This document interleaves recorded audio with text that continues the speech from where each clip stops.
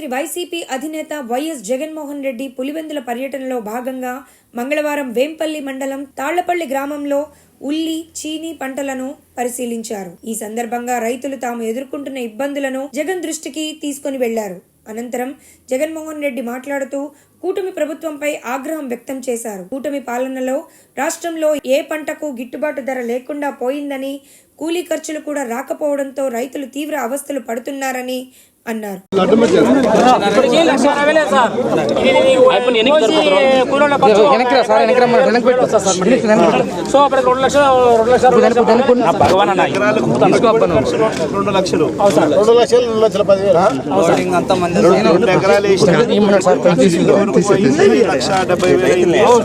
మళ్ళా కూలీల ఖర్చులు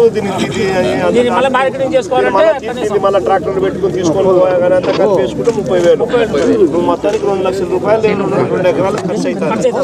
మనకి ఇప్పుడు ఎంత వస్తుంది సార్? 800 సార్ కింటా. ఇది 800 అంటారు సార్. మనకి ఎకరాకి ఎన్ని క్వింటాలు వస్తుంది? 80 అట్లా వస్తాయి సార్. 70-80 వస్తాయి సార్. 70 క్వింటాలు వస్తుంది సార్. ప్రజెంట్ అయితే 6 రూపాయలతో తీసుకుంటున్నాను సార్.